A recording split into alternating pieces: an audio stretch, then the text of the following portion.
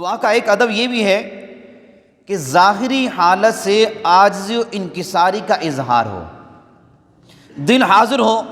اور دعا مانگنے والا اس بات کا یقین رکھے کہ اللہ میری دعا اپنے فضل و کرم سے ضرور قبول فرمائے گا۔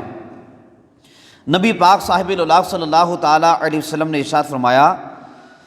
اللہ پاک سے اس طرح دعا مانگا کرو کہ تمہیں قبولیت کا پورا یقین ہو۔ اب ایک تعداد تو ایسی ہے کہ جو دعا مانگتی نہیں، جیسے نماز پڑھی، فرض ادا کیے تو کوشش بعضوں کی یہ ہوتی ہے کہ دعا مانگے بغیر چلے جائیں، اور تنہائی میں تو دعا مانگنے کا جیسے آج ہمارا ذہن ختم ہوتا چلا جا رہا ہے کہ کوئی ایسا خوش نصیب کم ہی دیکھنے کو ملتا ہے کہ جو یہ کہے کہ میں رب کی بارگاہ میں اکیلے میں تنہائی میں دعائیں مانگتا۔ اور نبی پاک صلی اللہ تعالیٰ علیہ وسلم نے جیسے اس حدیث پاک میں فرمایا کہ بندہ دعا یوں مانگے کہ اسے اللہ کی بارگاہ میں دعا کی قبولیت کا پورا یقین ہو کہ جو دعا میں اللہ کی بارگاہ میں مانگ رہا ہوں یہ دعا میری کیا ہوگی؟ قبول ہوگی۔ اور آگے یہ بھی ارشاد فرمایا کہ یاد رکھو کہ اللہ غافل دل کی دعا نہیں سنتا۔ جیسے مثال کے طور پر آج ہم دنیا میں کسی شخص سے کچھ مانگنے کے لیے جاتے ہیں تو سب سے پہلی تو کوشش یہ ہوتی ہے کہ اس سے تنہائی میں ملاقات ہو،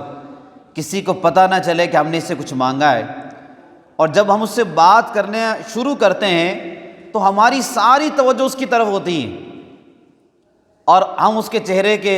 تاثرات بھی دیکھ رہے ہوتے ہیں کہ اب میں نے کیا بولنا ہے، ابھی شروع کرنی ہے، بات نہیں کرنی ہے، مانگنا ہے نہیں مانگنا۔ بالکل یکسوئی اور توجہ کے ساتھ اس کی طرف دیکھ کر پھر اپنی ضرورت کا سوال کیا جاتا ہے۔ لیکن جب اللہ کی بارگاہ میں دعا ہوتی ہے تو حال یہ ہوتا ہے کہ پہلے تو ہاتھ اٹھاتے ہیں، کبھی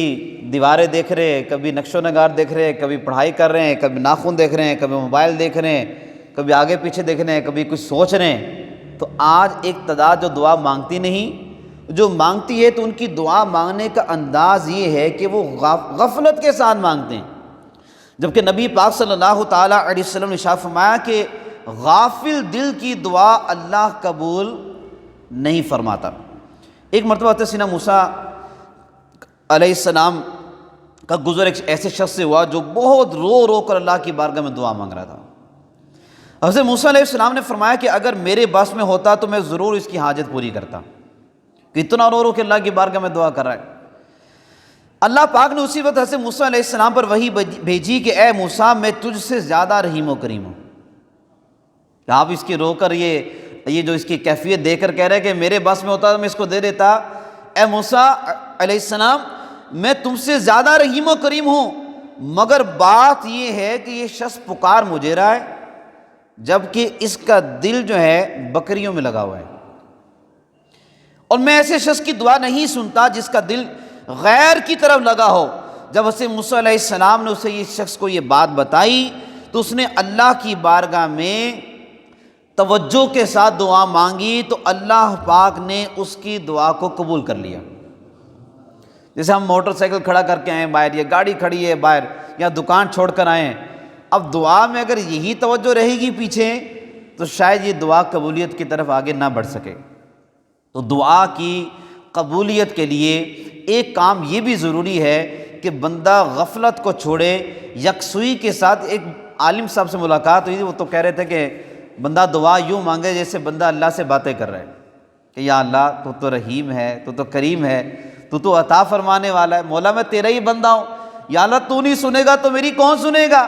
تو یوں اس کیفیت کے ساتھ بندہ اللہ کی بارگاہ میں حاضر ہو کر عاجزی و انکساری کے الفاظ کے ساتھ دعا مانگے تو اللہ پاک اس کی دعا کو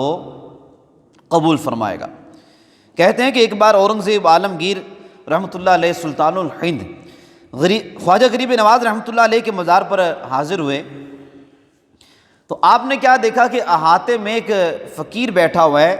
جو کہ صدا لگا رہا تھا کہ خواجہ غریب نواز آنکھیں دے دے۔ اب اللہ کے ولی کے مزار پہ تھے، دعائیں مانگ رہے تھے۔ آپ نے اس فقیر سے دریافت کیا کہ کتنا عرصہ ہو گیا آنکھیں مانگتے ہوئے؟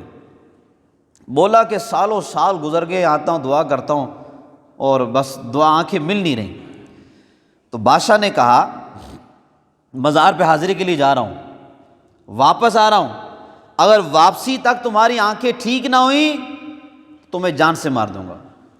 اب جب اس نے یہ سنا تو اب تو اس نے دعا کی کہ پہلے تو آنکھوں کا مسئلہ تھا، اب تو جان کا مسئلہ بن گیا ہے کہ مجھے آنکھیں دے دی جائیں۔ اب یہ گڑ گڑا کر دل کی کیفیت سے اس نے دعا مانگی تو کیا ہوا کہ بادشاہ کے آنے سے پہلے پہلے اس کی آنکھیں روشن ہو چکی تھی، کیونکہ اب اس نے کسی اور کیفیت کے ساتھ جو ہے وہ دعا مانگی تھی۔ تو یہ اللہ پاک ہمیں بھی ایسی کیفیت کے ساتھ دعا مانگنے کی توفیق عطا فرمائے۔ قرآن پاک میں اللہ پاک نے ارشاد فرمایا سورہ بقرہ کی آیت نمبر 156، ترجمہ کنز الایمان، اور اے حبیب جب تم سے میرے بندے میرے بارے میں سوال کریں تو بے شک میں نزدیک ہوں، میں دعا کرنے والے کی دعا قبول کرتا ہوں۔ جب وہ مجھ سے دعا کرے تو انہیں چاہیے کہ میرا حکم مانیں اور مجھ پر ایمان لائیں تاکہ ہدایت پائیں۔